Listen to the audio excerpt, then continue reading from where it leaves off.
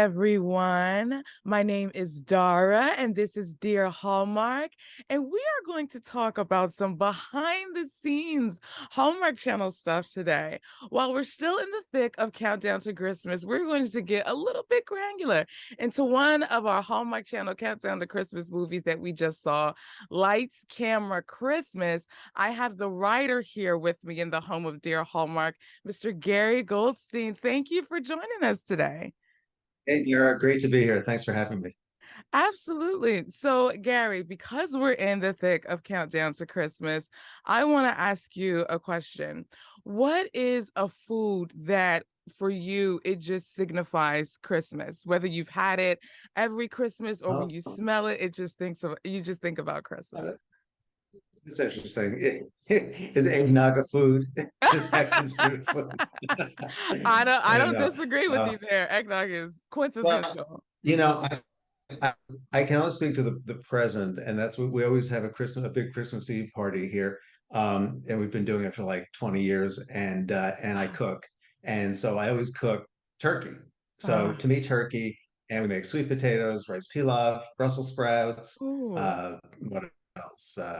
Salad, whatever. So turkey and sweet potatoes and rice pilaf is kind of my thoughts about Christmas, but plenty of drinks. Yeah, I don't know if it's eggnog, but plenty of drinks. That always makes everything taste better. So Absolutely. I mean, how can you not have eggnog? And I'm actually shocked that they started selling eggnog pretty early on, at least where I am in Philly. They were selling it around like mid-October, which is early yeah, for consumers. yeah, So I was people really excited like about it. that. Really, if they were honest, they'd say they like it all year round. But it's I'm just one of those. I'm guilty. If I could have eggnog all year round, for sure, I it's would. like For sure. liquid dessert. Literally, literally. And you can sip it slowly. You don't have to rush drink it like your regular drinks. It's amazing. I love it. I love it. So, sir, you are the writer of Lights, Camera, Christmas, but let's kind of take it back to what got you into writing because I've heard that you did journalism, you also have fiction writing, there's stage plays, and then you have screenwriting, which are all four very different elements within the writing world. So can Right, you kind of right. take us through that journey of what led you through each of them? Sure, that's definitely a journey. I started off in my first career. I was a movie publicist, and I did that right out of college, and did that for a while. And then over the course of time doing that, I kind of felt I was always a writer to begin with. I was a reader and a writer to begin with. And out of college, it was just like, well, what can I do to actually make a living? And Mm, so I ended up in movie publicity, which I enjoyed and sort of had a knack for, and did that for a couple of different companies. And then eventually, I was brought out here to LA from New York, by the second company I worked for. And I did that for a few years and I enjoyed it, but I just kind of realized we were at a big marketing meeting, and we had this giant round table. A friend of mine just called it the Doctor Strange love table. I kind of forgot all about the table, but I was on, all the marketing people were on one side, and all the creative people, the actors, the directors, whatever, of this mm. particular film, producers that were working on, were on the other side. And I was like, you know what? I want to be on the other side of the table. And it just sort of hit me in that moment. And I decided that I really wanted to go back to writing. And so I ended up, maybe within that year, I ended up leaving the job and starting to write for television. I sort of jumped in with, 2 feet, my whole body, didn't quite know what I was doing, but, I did anyway. And it actually worked out. I wrote some TV spec scripts. I started getting episodic assignment work, which Wow. was really fun. And then I decided to kind of expand, because I really wanted to write movies. And so I started writing screenplays. I took a couple of great classes about screenwriting. I ended up teaching those classes for about 7 years, and so Wow. I really got into screenwriting. I sold some scripts. I had a couple of independent films made. Got rewriting work, that kind of thing, continuing to write spec screenplays. And then I had sort of like sort of maybe a down period or something, or just, where it Mhm. was quieter. And so I said, I always wanted to write a stage play. I love plays. I love theater. I'm going to write a play. And one Memorial Day weekend, I literally just banged out a play. I mean, I don't say I banged out. I mean, it was like it was a process, but Sure. like I wrote it really fast, and it was kind of the story wasn't autobiographical. It was a comedy, but it had a lot of my life and elements in it, Yeah. and I didn't know what I had. And so we did a stage reading of it for an audience of like 100 people a couple of months after that, and it was just like the reaction was just fantastic. It was so funny, and I didn't even know it. I had no idea what I had. And the theater that I put it on and said we have to put on this play, and they did. So after that, I sort of worked in and out of the theater world because I loved it so much, and maybe every 3 years wrote a play and got it produced. Um, and that was really fun, but all along continued to write screenplays and TV pilots and things like that. And along the way, I was a journalism major in college. So Hmm. along the way, and what I wanted to be when I was in college was a film critic. So I wanted to write for like a daily newspaper. And back Okay. then, it was like daily newspapers were a big deal. Physical newspapers were a big Right. deal. Right. Film criticism was a big deal. Everything was theatrical. I mean, it was a long time ago. Um, but I didn't do it. And then I had a strange opportunity to actually start writing for the LA Times about 15 years ago, and like as a freelancer. And I just love the work. It was like a dream come true, and it was just very part time. It was like Hmm. it was cool because it gave me the flexibility to do all my other writing, any projects I had. But I started writing film reviews for the Times, and then it kind of expanded into writing some feature interviews. I interview filmmakers and actors now and then for the paper. And it's just a really wonderful thing that I do, in addition to everything else, but it's very flexible. So it gives me I have plenty of time to do it, not do it, make a schedule with it. They're really great people over there, and it's great. So, but in the middle of all that, in 2010, I sold my first spec screenplay. It was actually a script called The Wish List that was written as a theatrical script. It did not sell. It was a rom-com, and it was at the time that Hallmark was looking to kind of increase their romantic comedy output, Yeah. and find some of the screenplays that were written for theatrical but could be adapted as Hallmark movies. And they bought the script, and I rewrote it for them, and it turned out well and did well for them. And I ended up doing a lot of other films for them, and I've written quite a few films. Some were based on original screenplays of mine that they picked up. Others were book adaptations that they asked me to write. Some were pitches that I did. Some were rewrites of other scripts.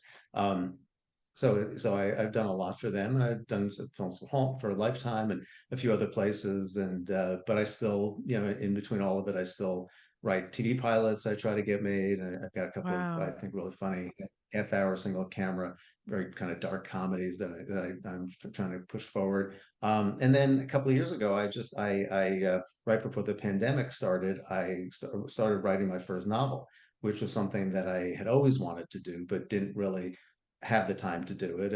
And it just happened. I had kind of a little period in between, a few months where there was nothing happening. So I said, now's the time, I'm going to do it. And I started before the pandemic. Once the pandemic kicked in a couple of months later, I had a lot more time. Sure. And so by July, I had the first draft of this book done, and I wasn't sure what I had, but I liked it. I thought it was pretty Mm, good, and I've read a million books in my life, but nothing prepares you for actually writing one in the same way that sure. seeing a million movies in your life doesn't necessarily prepare you for actually writing a screenplay. But it came out, I think, well, and I gave it to a professional editor. She went through it. She really, got it into shape for me, and went through the process and ultimately found a publisher. And it came out last August of 21. And I learned so much from that experience that I said I've got to amortize that experience and do it again. Mm. So at the beginning of 2021, I started writing another book called The Mother I Never Had, which just came out about a month ago. I think it is. Congratulations. I thank you. Yeah, I've done this pose so many times in bookstores, like when I've signed books. And it's like I realized there's just not a lot of ways to hold a book. That's the end. So Really? there you go. Um, yeah. But this was a much more, my first book, The Last Birthday Party, was a romantic comedy. Essentially, it was about a lot Mhm. of things, but it was kind of a Hollywood set romantic comedy. This is a much more serious story about families and mothers and sons and fathers and sons, and Mm. there's a love story in it too, and it's a pretty, I think, much more, I don't want to say more profound, but it's a more serious story. And but it's doing really well, getting a lot of great response, and it's a family story, so everybody's response to it is very personal in terms of what their family was like or what they've Sure. experienced. It's about finding a parent you never knew existed. Mm. And whether you've had that experience or not, if people seem to know somebody who's had it, or between the ancestry.com 23andme thing, that's made it really relevant. So Yeah. a relevant story. So not irrelevant, relevant. So that's been interesting. And yeah, it's been great. It's been a really fun ride. But then all along, I've been working on screenplays, and wrote Lights, Camera, Christmas, and now I'm working on a Christmas movie for next year. So yeah, it's just been a lot of juggling, but I really enjoy it. And somehow or other, the time all works out. It just things really work themselves out. But I generally try to focus on, it may not sound that way, but I generally try to focus on one thing at a time, because it's like the book and this movie have come out within a month from each other, Yeah. but they were written at completely different times. So that's just kind of the way that works. But yeah, I've just tried to expand over the course of my career and try different disciplines, and basically each discipline feeds the other discipline. So I think my screenwriting work has certainly helped my TV movie writing work. I think my journalism work has helped my novel writing. I think the novel writing, in some respects, has helped some of the narrative creation of screenplays. They're all a little different, but they all kind of feed off of each other. So it's been an interesting process. Oof, okay, we got so much to break down. All So right, go let's for go, let's it. go even farther back, because with you majoring in journalism in college, there was some interest for story in there. If you look Yeah. back, and you even said how you've read like a million books in your lifetime. Like, how do you remember that first time where you loved literature, loved words, loved writing, as to where you want? Because I remember you in another interview you mentioned how you wrote for the high school paper, and you also wrote for your college paper. So can you go back and talk about that time where you, or was it like not necessarily an epiphanic moment, but like that moment where you realize I really do enjoy storytelling, I enjoy writing, I enjoy words and literature. Yeah, I think it really. I mean, I was the kid had a membership to the Book of the Month Club. I would Oh get books in the yeah. mail. I had stacks of books. I was reading fiction and all that, and really loved it. But when I was growing up, I really really loved movies, and Mm. I really, I don't know whether they were an escape or I don't know what it was, but I knew a lot about movies. I loved watching them. I fortunately I had a mother who was we were very close, and she would love going to movies, and she would take me to see things that were way beyond my age, and she really trusted me that I'd get it or wouldn't be traumatized by something. And it was really helpful, as growing up and a teenager, it was really kind of helpful thing for me, and I just loved it, and learned a lot about it, and that's kind of where my interest in being a film reviewer came from, because I liked Mm. writing. I did well in English classes and whatever. I mean, but I liked writing, and I like movies, and it was kind of a way to put it all together. So I decided to be a journalism major, and I did write film reviews and things for my high school paper, which were pretty funny when I look at them now. But it encouraged me to be a journalism major. And Mm. what I loved about journalism, I eventually I eventually switched into being what they was called back then. I went to Boston University. It was called a broadcasting and film major. I don't know Okay. what it's called now, but I after 2 years I switched to that. But journalism 101 was the best class I ever took in my life as a writer, because journalism teaches you how to write tight and get to the point and it's kind of a great, if you're a minimalist, in some ways Mm, I am. I like that. It kind of appeals to my less is more kind of approach to writing. Um, and it was great, and eventually I switched into broadcasting and film and took a lot of film theory classes and filmmaking classes, and made Super 8 films or whatever, and but was able to put it all together. So I can honestly say, even though I ended up going into movie publicity for a while, mhm. even that, was an interesting extension of all the work, all my interest in the work that I had done. And I had to do a lot of writing for that job. There's a lot of press releases and Right. all that kind of stuff, summaries and whatever. And I was still in the movie business, which I love. Um, so yeah, so I've always had a feel for writing, and but I can honestly say I don't know if I was a good writer or not. Really, when I was writing for the high school paper, the college paper, I think I did okay. But I do know that taking that journalism 101 class really made a huge difference, and I encourage anybody who wants to write whatever they want to write, whether they want to write books, short stories, poetry, screenplays, anything, to take a intro to journalism class, learn how to write, as crazy it is, learn how to write an obituary. These things are the basics of the very basics of writing. And too many people jump into writing without having the real tools, without having a real understanding. Now, some people are kind of innately strong writers, and that's fine. But a lot of people aren't. But they have the desire to write. They have good storytelling skills. But sometimes it's about how do you actually, how do you put it all on the page, Yeah. and I think journalism is a really helpful way of doing that.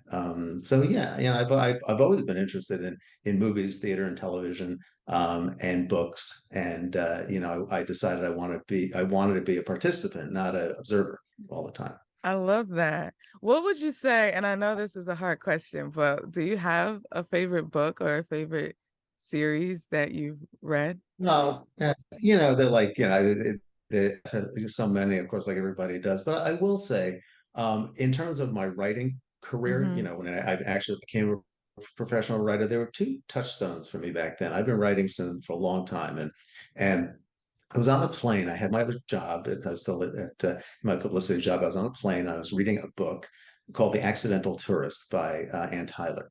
And it was made into a movie a few years after that with Kevin Kline and Gina Davis and Kathleen Turner. But it's a wonderful book. And I hadn't read a book like that. If you've ever read anything by Ann Tyler, her books are very mundane stories, very average people. They all live in Maryland somewhere, Baltimore, and they're just people who have everyday concerns. But everything's a little quirky and a little wry. But it was a fantastic book. It was a wonderful story, and I think made a great film that Lawrence Kasdan directed. And that book really changed me. That book was like, this is great. From what I could tell, that was back then. This is great writing, and I really should be doing something like this. And then I started taking a fiction writing class, like every Saturday Okay. morning or something. I was still again working at my other job, and the teacher, it was like a group of people, and everybody would come in. They were all writing books of some kind. Everybody would read their pages in the morning, and the teacher was really quirky. But I would read my pages out, and she said to me once after several sessions, she said, you're really funny. She said, this writing is really funny. And I didn't really think about it. I didn't really think about, was it funny? It was just how I observed the world and how I was writing. And that was very encouraging, and I kind of I took that to the bank. Yeah. I never finished that book, but it did get me started. And then there was a TV series in the late, I guess it was like around, I don't know, late 1980s, 1990, called 30 something. And it was a show on ABC about a group of 30 something friends living in Philadelphia, where you live. And then I just love that show. I mean, that show was like so incredibly well written and acted and all that, but the writing was just unbelievable in it, and it was so Mhm. real and beautiful, and I just loved it. And I was like, I've got to do this. It wasn't like, oh, I can write that. It's like I aspire to write as well as that, Yeah. and so I ended up writing. I wrote one of my spec TV scripts that I first wrote was a 30 something, and actually got me work, not on 30 something, but on other Mm. shows and all of that. And it's one of my spec scripts. And so those are two touchstones for me in terms that I always go back to in terms of what really turned me around in terms of favorite. I have so many favorite, TV series like everybody does, but more, I think more in later years. I look back on growing up and what I watched, and I mean, there was fun stuff and stuff you still see in reruns today. But in terms of really great television, I think we're in an era, certainly from Mad Men and Sopranos and 6 Feet Under and those kind of shows of when Mhm. those are like whenever they came out, for early 2000s, but that really ushered in a great era of television. That now we have Ozark and all of these great shows, Yeah. which and they all still inspire me to this day. Yeah. I've read a couple of these dark comedy pilots that I mentioned that I think really are born out of some of the better dark half-hour comedies that are on now, like Barry and Veep and Russian Yeah. Doll and some of those that are just kind of game changers, in their own way. So yeah, it's like I've for as much as I've done in the various disciplines, I've pretty much once I became a writer been able to keep on track Mhm. in terms of writing and my interest in it and what I wanted to do. And you just want to get better. I mean, I've been writing a long time. I've written many, many things, but I'm always learning. I'm always wanting to improve. I always want input. I always want, Yeah. uh, I feel confident in my ability, but at the same time, I want to hear what people have to say. I want to make it better. And I learned a lot about that doing theater because you spend so much time, the writers spend so much time during rehearsals and with the actors and with the director, that I loved seeing the changes that were made for the better, like in real time, when Yeah. an actor wouldn't understand a line or they wouldn't be able to read a line, but they'd make it better, they'd make it funnier. And it was like, wow, I get that. That's great. I learned so much from those interactions. So you're always learning. I always want to be learning. I always want, there to be new things. I always want to get better. You're always trying to top yourself. Absolutely. Yeah. Absolutely. I can totally relate to the touchstones of you with the class, because I know for me I didn't know what I wanted to do. Like I went into college undecided, and I kind of it wasn't until I took an English 10 was it 101 or like 115, whatever their like freshman comp was. And it was that teacher who taught us about having a conversation with the text and like writing in the margins when you're reading something, Mhm. write how you're feeling about that or how that affected you in the margin. So it was that coupled with a literature class when I saw the passion that my professor had. I was like, wait a minute, I like books too. I like writing too. So I love that professors and even like certain classes can really excuse me, can really open us up to a whole new world as it pertains to literature and writing. So can you go more in depth, if you will, into how each of the different writing areas help and support the other? So you mentioned how journalism can help the novel writing, which can help the screenwriting, which can help the stage. Can you break that down a little bit more for us? Yeah, sure. Look, ultimately when it comes to, let's start with, TV, film, and the stage, and also novel writing. But let's just start with the screen stuff, or the screen or stage stuff. It's all about storytelling.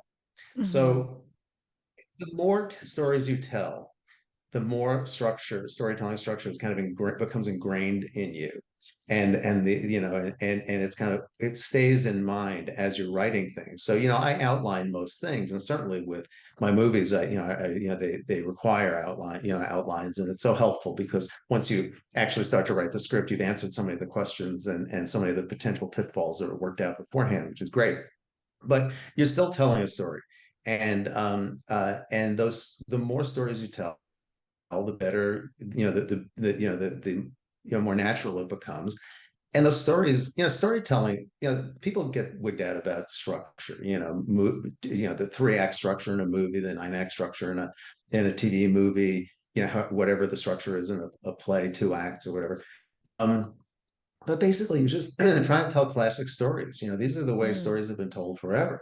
Yeah. whether it was Dickens, whether it was the Greeks, whether it was Shakespeare, whatever, these stories, they essentially unfold in a classic way, and you generally follow that. Doesn't necessarily mean it's how like things unfold in real life, but in terms of telling a story, in terms of breaking things down into acts, and they're your guideposts, so they're the things that people who rail against structure are just hurting themselves. Now, there are some people who can write a great script and they just wing it and they just have that thing, and that's great, but Hmm. that's not, that's 1% of writers. So I'm a big believer in structure and understanding structure and knowing what your those main points are, those main moments in your story are, before you start writing it. Avoid getting into trouble. Everybody can write a good first act of a screenplay, but it's that middle act, that pesky Mm. 60 pages in the middle, that really trips people up. So I think all those writing all those different things, or movies or television, they in that way, the storytelling is very similar. But you're creating, I've said in some interviews that when you're writing a novel, you as the author are the camera, because you have Mm. to create everything that's so visual that the reader can visualize. Whereas in a Yeah. script, you're giving the broad strokes of something. You don't have to describe every piece of furniture in the house. But if you're writing a book, you need to, because you're painting that picture. You're providing Right. the images that nobody else is going to provide.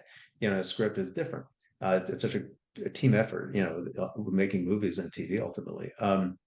So that's a very big difference. But the creation of character, trying to find Mm. characters that are interesting or intriguing, or Yeah. interestingly flawed, or have a really serious character arc, or any of those things. Those are the things that's, I mean, comedy. I write mostly comedy, and comedy is not, to me, it's yes, there is sitcom comedy that is the setup of the joke and the payoff of the joke and so on. But I think the best comedy comes out of character, and comes out of the kind of quirky, funny, flawed characters that you create, and you take them on this journey over the course of your couple of hours of story, and you fix them. Essentially, Mm. somebody generally comes into their life to fix them, and they in turn help or fix that other person, and together they solve the issue of the movie, whatever it is, whether it's a romance, whether it's solving a mystery, whatever. Essentially, we change because people come into our lives and force that change on us at a moment that we are ready to change, whether we realize it or not. And that's kind of the basic approach to I think, to most stories. Um, and so those elements, can be traded off in any of these disciplines. But the creation of characters, which you in a novel, you have so much more time to really dig into a character. And in both of Right. my books, and turned out to be a style I didn't know I had necessarily, but even though they're written in third person, the main character has a very vital inner life. As written in third person, we still hear a lot of what the character is thinking as Right. something is going on. And I think that really helped me deepen the character. And I wrote the screenplay version of my first book, The Last Birthday Party, and it was an interesting, if just as an exercise, was a fascinating exercise, because I've adapted many other novels, other authors' novels, into movies, but not one of mine. And to the number of darlings I had to kill just to jam that thing into any kind of reasonable screenplay length, and as it is, it's too long, was incredible. But the big difference to me was, how was I able to translate my characters? It was what people seem to like most about the book, the characters kind of very, askew inner life, and his thoughts, and the humor that came from that. Yeah. How do I You can't everything, I don't want to do a ton of voiceover, and you can't, how do you translate that? And that was a challenge for me, and finding the very best parts of that book that cohere the most to tell a screen story. And that's very tricky, and I much rather somebody read the book and said, yeah, this would make a great movie or a limited series, as opposed to reading the screenplay first, because the book is just, by nature, books are richer, Sure. because you go so much deep, you know Right. but you can't, books are also too long, and not every book. I mean, I think both of my books are structured relatively relatively like films are, but a lot of books are not, and they go off in a lot of different tangents. And when you adapt it, you have to lift out the skeleton, of that story and then build around that. Mm, And a lot gets lost, which is why so many people are disappointed in the screen adaptations of their favorite books, because it's very hard to go as deep. And if you can make a movie like The Accidental Tourist that works, or so many other, great movies that were made from good books, you've really succeeded, because it's a really, it's a hard thing. So all those things are, kind of feed into each other. The journalism part of it, like I said, it's really about, journalism is about saying the most amount of things in the least amount of words, getting the most amount of information out as tightly and succinctly as you can, which is great when you're for writing dialogue in a script. It's great for writing a narrative in a script. I mean, you want the read of a script to clip by, to be fast. You don't want to get bogged down in too much narrative. You don't want to get bogged mm, down in too much personality, and a writer's personality in a script. You want to save that for the characters, and you want them to jump off the page more.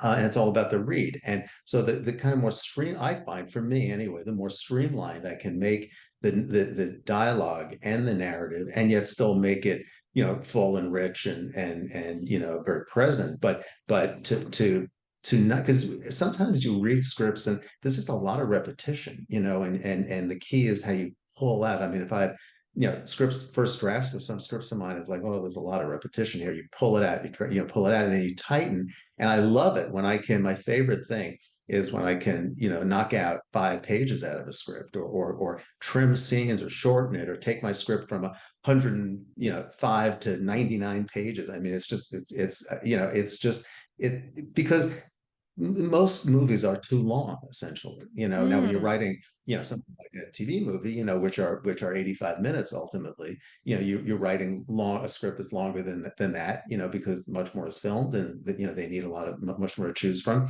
But there's a real economy of the writing in that, so that when it gets to its final state, it really coheres, and it really represents the best of your script.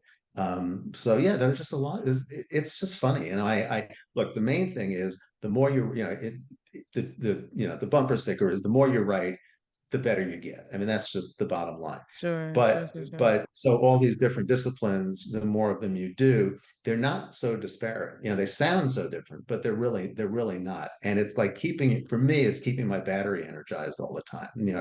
Staying plugged in all the time. And because when I stop, that's when it takes a longer time to get back into it. So that's why I always feel the need to be creating and to be doing something, with some downtime, like we all need, of course, Yeah, but because when you're on assignment, when you have a deadline, like with these scripts or whatever, that's great, because you just do it. Your adrenaline takes over. You just make it happen. You apportion your time better. They say, you want something done, give it to a busy person. That really, I think there's a lot of validity to that. But I've said this to writers. I'm always happy to help write up, aspiring writers, up and coming writers, any writers, with any questions or thoughts they have, because I've learned so much, and as a writer over the years, and often the hard way. And if I can sort of help anybody leapfrog one of those bad steps or difficult moments, I want to do it, because I want people who love to write and want to write. And it's very easy to get discouraged as a writer, yes, especially absolutely. based upon not only just your confidence level, but what you see happening with your work. We've all gone, as writers, we've all gone through periods where we weren't selling things, we weren't making things happen, our Right. work wasn't being seen. It's definitely a roller coaster, and it's how you keep yourself pumped up during those lower times, about that.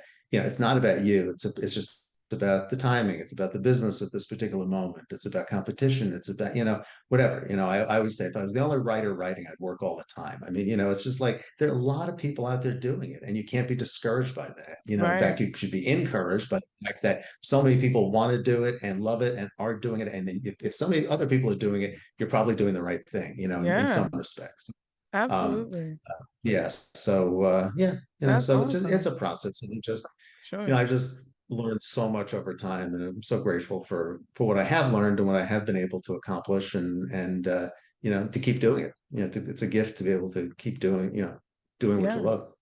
Can you talk about how much control you have as a writer? You mentioned earlier writing stage plays and how you're able to work with the actors in real time. Yeah. Is is that the same when it comes to film? Like how involved are you once you're past the writing stage of a film and then Yeah. it goes into production? Yeah, well, I think by the nature of the discipline, stage and a lot of TV, the writer is more intimately involved. Um, some TV, they're not. I mean, but with a lot of streaming, it used to be that if you had a TV writing staff, everybody was together all the time. Everybody would write on each other's script, which obviously still happens. But Mhm. but and then everybody would be there during the production of they'd be working through the production of the show during the season. Now with all the streaming shows, a lot of times the 8 or 10 episodes are written first by a staff, but differently, and of course during now since COVID, a lot of writers' rooms are Zoom rooms and things. And maybe some have gone back, I guess, I don't know, but to in person, uh but you're not as involved. They may let you go and be there for the production of your episode, but because you're here and the show is being produced there, let's say, or somewhere else, you may not be quite as involved as you were. But traditionally, uh, certain levels of television, based upon where you are on the food chain, and definitely theater, the writer is more involved. Theater completely, because it's a very different it's just a different setup. I Yeah. as a playwright, nobody generally doesn't change a word unless they ask you first. And you know that's it's kind of misleading, because it's like you think this is not the real world. Yes, you can change the word to the, it's fine, Yeah. but it's just different, and but I enjoy it, because as a writer, if it works or it doesn't work, it's on you. It's Yeah. like you're the one, you take the kudos, you take the blame, and that's fine. In movies, it's different. There are a lot of hands involved. But I think every writer is different. Every writer has different needs in terms of how much they want to be involved. I mean, I like being involved, as much as I'm needed, in terms of, up until the point where, like, they're good. And I'm always around to, always happy to, to jump in, to change anything along the way, or, to in pre-production, to rework something for a practical reason, for location reason. An actor is having, there's a casting situation where I need to change something to make it more relevant to that actor. All that stuff, and I'm always happy to do it. I mean, we're all working together to make the best film we can. But actors aren't, writers aren't, depending upon the film, depending upon the situation, writers are needed at various times and not needed as much in other times. And you Okay. just hope that you're consulted enough along the way, just to help, and to do what writers do best, Yeah. and because we're the most intimately involved with our story.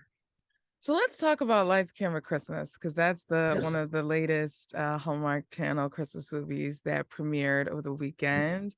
Can you talk about where the idea for that movie came from and just your thought process behind it? Sure. Well, I often come up with titles first. I mean, there are definitely things I've written Oh, where it's like, wow, I like that title. Hit me. I wrote a stage play that was on it here in LA about 5 years ago, called April, May, and June.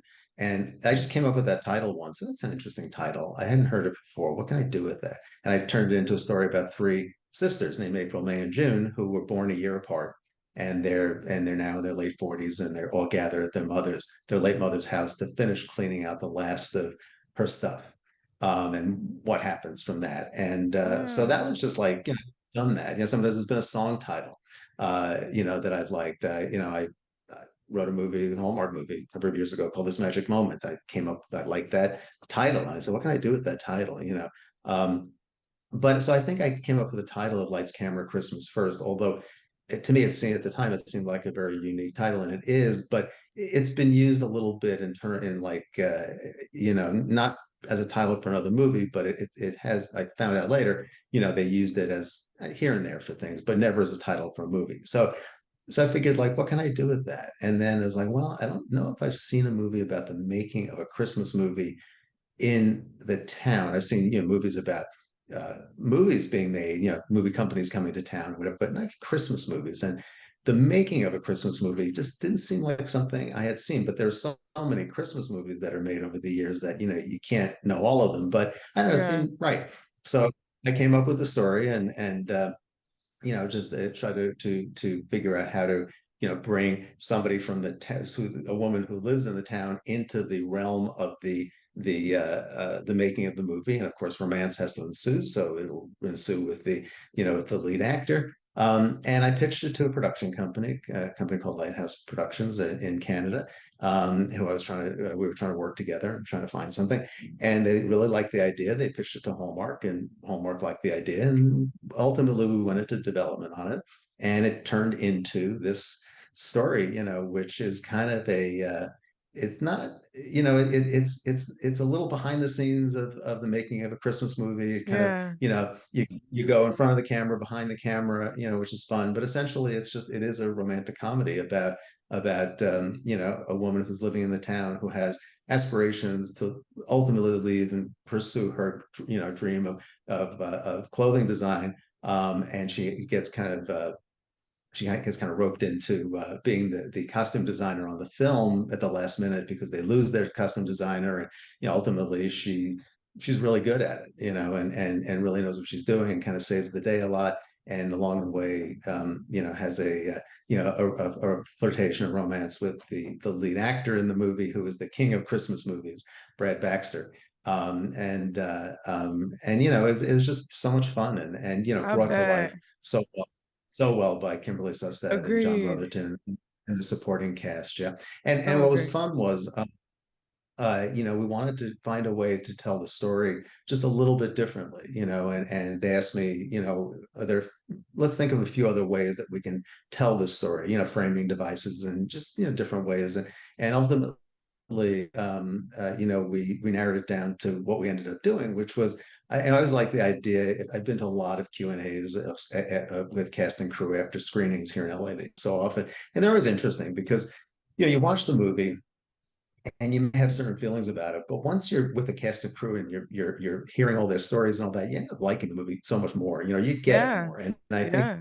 that the understanding of how a movie gets made and why certain decisions were made and all that is always very interesting.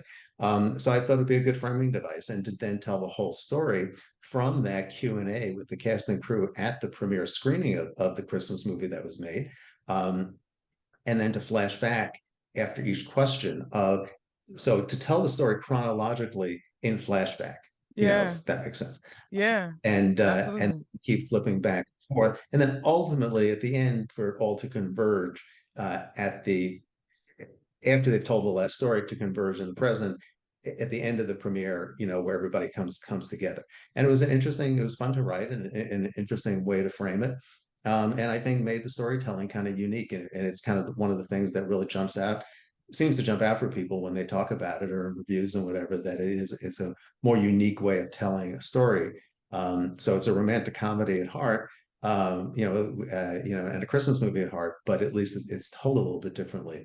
Yeah. And it's funny. I mean, I was able to really lean into the humor more in this, and a little bit of the movie making satire, and really have fun with the characters and bring in a kind of meaningful second couple, which is the Caleb and Jill characters, who Yeah. are they're the divorced writer, director, and producer of the movie, and how being forced back together to work together on this film, which is pretty meaningful to them, what it does to their very at odds relationship. And it was kind of fun I mean, they're an interesting couple. They could probably be their own movie in another movie.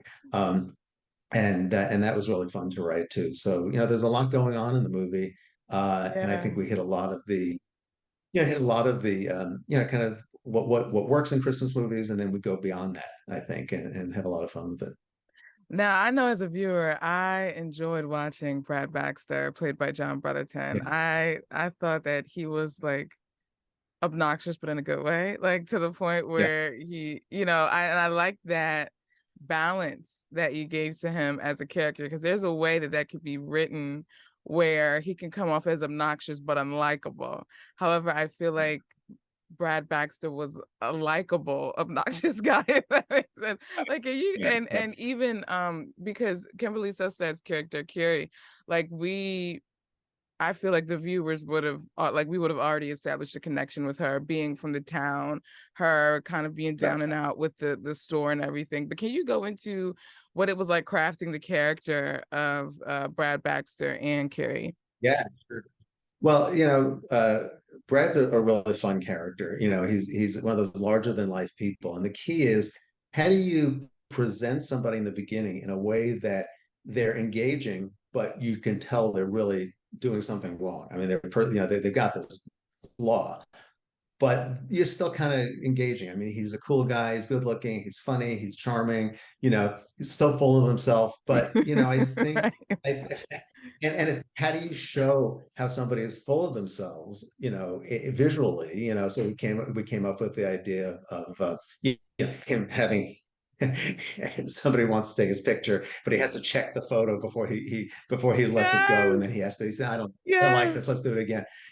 Or just like their meet cute where he asks for her phone, asks for where Brad asks for Carrie's phone, and he takes the phone and just walks away with it. It's completely self-absorbed. It's like, wait, I want my Yes. phone. Oh, right, yeah.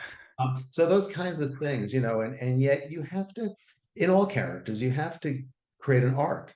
So you have to start in a place that's slightly more extreme Mm, than then you ultimately go, because you have to kind of create their world. What are they doing? Why do we like them? But what are they doing wrong?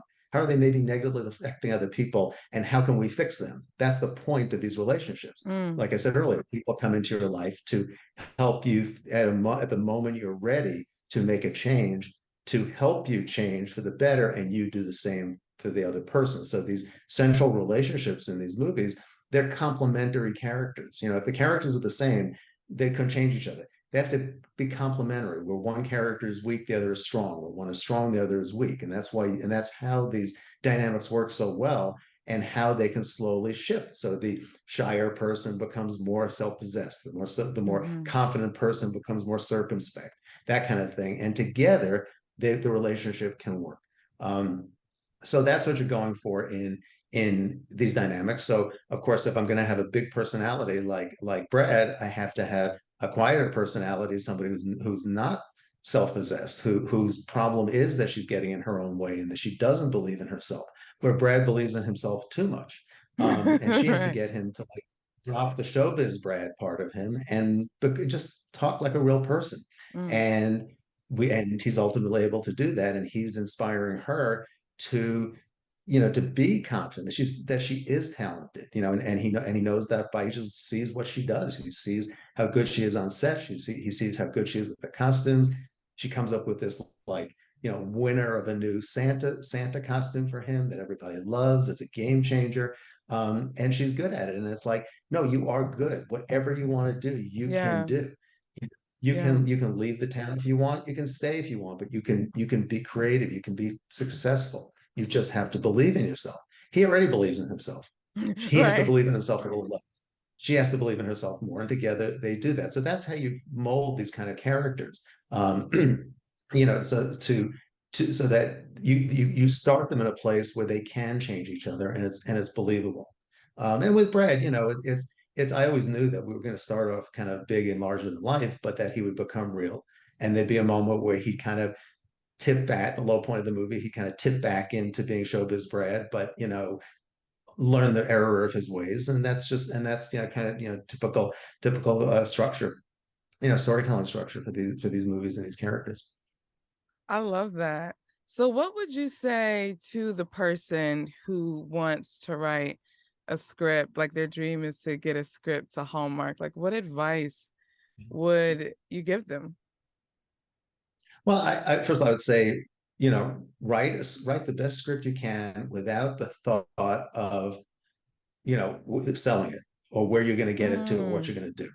Because you can't, it's very hard to predict. I mean, we look at, Christmas movies, let's say, and we think we know what they're about, and we think we can just copy them, or that there is this formula, and there's not, there is and there isn't. You can't, we, you can't. I've pitched so many things, over the course of my years as a writer, to film companies and networks and, producers and whatever, and things you think are just like exactly what they're looking for, and like, they don't get it. And then sometimes you come up with something that's like, all right, I have one more idea. You're not going to like it, but whatever. I'll mhm. throw it out at you. And they're like, I love that. That's great. That's different. And so you don't really know. So you can't write.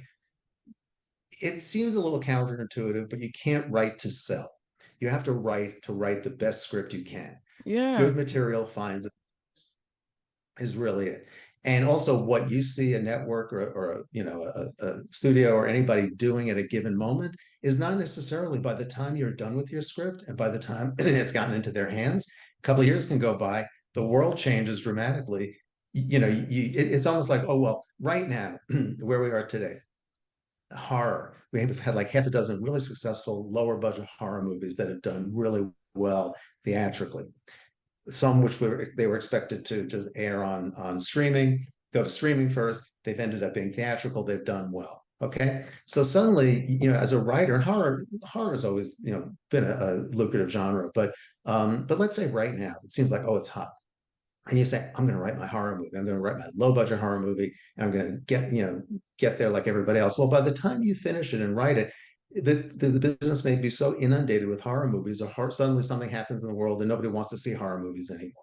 So you have to write what speaks to you. You have to write what you love and what you can write best. And most importantly, what will get you back in front of your computer to keep writing. And yes, so don't try to fool yourself and write, be somebody you're not, write something that's not you. yeah. I know as a writer what I gravitate best to. I mean, I'm not the guy who writes the fantasy movies. I'm not the guy who writes the horror movies. I'm not the guy who writes the sci-fi movies. I wish I could have come up with Alien or ET or something. I mean, it's just not, it's just was never my natural bent. But I found what I do gravitate toward and what I do think I write well and what I do love to write. And you find your place. And that doesn't mean you have to stay in your niche. I've written many things that are out of my niche, but they have to writing, they have to know what to do with you first as a writer before they can hire you. They have to know where Mm, where you're best.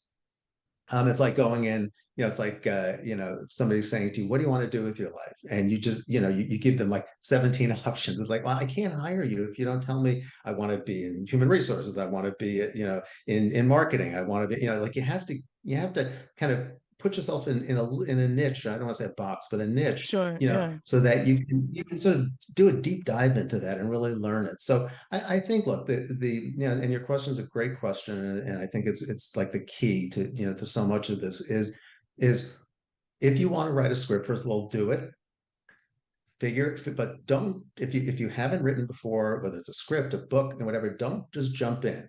Take classes, really pay attention, mm, read other scripts, other books, other stage plays, if that's what you're writing. Um, uh, Ask people who talk to people who are professional writers, or at least experienced writers.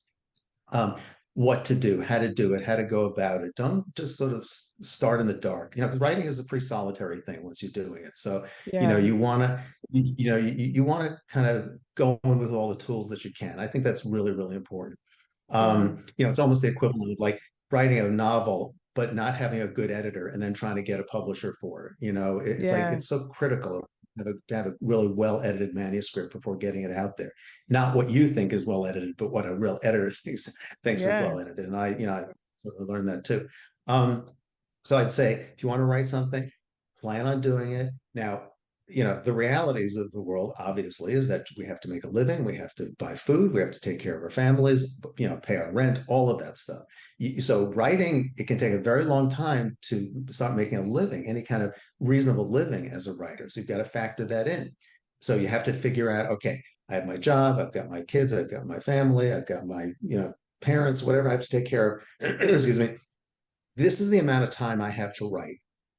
I have maybe an hour every other night and 3 hours on the weekend that I can carve away to work on my script or my story or whatever. Force yourself into that schedule. Pretend that you have a date. Pretend that you have a business meeting. Pretend Mm, that those hours are non-negotiable, and you have to take a stand with that, because otherwise, if I find, if you don't, especially in the beginning, if you don't schedule yourself and nobody's waiting for something, you can be working on something forever and you lose the momentum. People who are yeah. working on one thing for a very long time, you lose momentum. And you'd be amazed if you wrote, I mean, the way I ended up writing my first novel was I read this thing, this screenwriter, he posted on Twitter. He said, if you're a screenwriter and you've always wanted to write a novel, but you don't feel like you have the time, look at it this way. If on January 1st, you started writing your novel and wrote 1 page a day, by the end of the year, you will have finished, more than finished, basically, the first draft of your novel. And I was like, that makes it's simple, but it makes total sense. And that's Yeah. how I wrote the last party. I literally wrote. I started January 2nd or something or third. Wrote a page a day, at least a page a day. Sometimes it was more, and a page a day can be a lot, by the way. It Yes, depends upon how absolutely. fast you. It can be a lot of work. Absolutely. So, I wrote page 2, 3 pages a day, but I never, ever missed a day. Somehow or other, I always got that page in. And by July, I had the first, actually a very long version. The first draft of that book was 98,000 words, and we Woo! edited it down to 84,000. So I could have actually written it faster because it was long. Wow. Yeah, I mean, so I think scheduling is very, very important. Committing, scheduling, and not being discouraged, because they say, and I really believe it to a great extent, anything on the page is better than nothing on the page. It's always Yes. easier to rewrite something you've written than excuse me, to start from scratch again. Um, and if you're writing something, you're really feeling in your heart that this is just not working, stop and go back and figure out why it's not working. If you like the story, great, but figure out why it's not working. Don't keep going because you think, oh, I'll like they say in movies, we'll save it in editing. It's not that. It's really, the foundation. What's the foundation of your story, or your screenplay, or the structure of it? What's right, what's wrong? So I think that's important. But I encourage people, if you really want to write, and especially if you think you want to do it as a career, Yeah. you have to do it. It doesn't get done if you don't do it. It's one job. You don't do it, it doesn't get done. Nobody's going to do it for you. There's nobody else who can come in and substitute for you. Um, Yeah. and you have to do it. But be confident that if you want to write, people, you can be a writer. But like I said, I think it's just important to gather all your tools as a writer before, and be really clear about what you're doing before you jump in. Yeah. And I say that as somebody who, maybe jumped in a little too soon at some point, and had a, you know, but found the tools and figured out as I went along how to learn and how to make things work. Because it's hard, a lot of it you are doing by yourself. Sure, but I think that that's so cool that you had an interest and you wanted to do it and you just jumped in and did it. Because sometimes I Yeah, feel like we can psych ourselves out, like, oh, I'm like what you were saying, and discourage ourselves from doing right. something. But like what you were saying, with anything you wanted to do, screenwriting, you wanted to do novel writing, you just jumped in and did it. And while you did take classes along with it, I think the fact that you even just went ahead and did it shows a lot of courage and shows a lot of strength. And I think that Yeah, can go for anyone. Like if you want to do it, jump out there and do it. But like you said, make sure you have the necessary tools to do so right. while you're out there. Yeah. Honestly, there were many, there've been many script ideas that I've outlined, that I've come up with, that I've pitched, that I've wanted to write, on spec, let's say, and I haven't done it because I was like, I don't know, is it really right? Is anybody going to buy it? Right. Have we seen this before? as opposed to just, like writing it. Now, generally, I would jump into something else, but there are certain ideas that I've had that to this day I really love that I just haven't gotten to yet, and I kind of wish that I did and hopefully will do in some form or other, good ideas, there are no new ideas necessarily, but good ideas do, like I said, find their place. So which is why, hesitation is a, can be a problem. Procrastination is a huge problem Yeah, for yeah, yeah. writers. There's always something else to do. There's always a million things I could do around my house with Right. my dog, outside with friends, whatever, other than writing. But you just strap yourself in and you do it. And like I said earlier, I do find the more you do it, and once you get rolling, your batteries get charged, and you just keep doing it. And not to be afraid of the process, not to be fearful. People can be very legitimately fearful Yeah. of failing, but not doing it is the real failure. Trying is, That's you'll it. never fail. That's Trying it. is not, you're not going to fail. You may not do as well as you'd like, but you have to do it. So yeah, and Yeah. look, honestly, because I've been running for a long time, and I've gained, so fortunately gained a lot of perspective in it.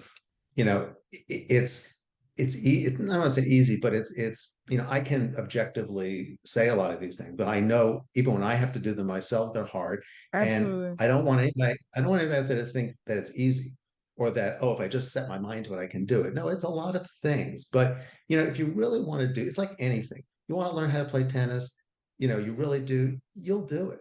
If you really want, if you want to be a singer, you'll figure it out. We have a Yeah. passion. We all have passions that we Yeah. want to do. And I think that when you don't follow that passion in life, life goes fast, time goes fast, and you don't want to look back at a point where you can't. It's too late to. It's never really too late Absolutely. to start writing. You can always write at any point, but you want to just take advantage of the moment, because it Absolutely. does go really fast. Yeah, Well, thank you for so sure. much, Gary, for coming to the home of Dear Thank Hallmark, you. giving us this Oh, masterclass it was of great. writing. Yeah, It's been such a yeah. pleasure talking Everybody with learned you. way more than they needed to. But can you tell people where they can buy your book and where they can find out more information about you? Yes. Yes, absolutely. Well, my book, The Mother I Never Had, there it is again, holding it the way it's the only way to hold the book. It's available in bookstores, obviously, and on all online book sites. Please check it out. My first book, The Last Birthday Party, also is available around. Easy to find. If you read it, please drop a review of it on Amazon and Goodreads. With books, it takes a village. That's all I can say. And I have a website, GaryGoldsteinLA.com. www.GaryGoldsteinLA.com has way more on it about me than you'll ever need to know. And please follow me on Instagram and Twitter it's at Gary Goldstein LA. I also have an author page on Facebook. I'm on LinkedIn. Please connect. And I sincerely mean, if anybody out there is listening, has questions, or you please feel free to contact me through my website or social media or whatever, and put it out there. If I can help, happy to. Yes, and you guys And for thank you, your Dara, for Oh, this great interview. absolutely. Really appreciate it. Absolutely. Yeah, yeah, Thank yeah. Oh, you. and listen, Lights Camera Christmas. We'll give another plug to Lights Camera Christmas. It's going to be on, through. It's going to be rerunning on Hallmark throughout the whole holiday season through Christmas. Absolutely. The movies are now also streaming on Peacock. Some simultaneously, some kind of there's like a library of them. Just check through Peacock to see how that works. Check out the movie. I think you'll have a good time. I agree. So, you guys, thank you so much for listening or watching. And all of Gary's information will be in the show notes if you're listening via podcast, or in the description box if you're watching via YouTube. So, that will do it for me here, you guys, on Dear Hallmark. He's Gary. I'm Dara. And I'll talk to you guys in the next episode. Bye, my friends.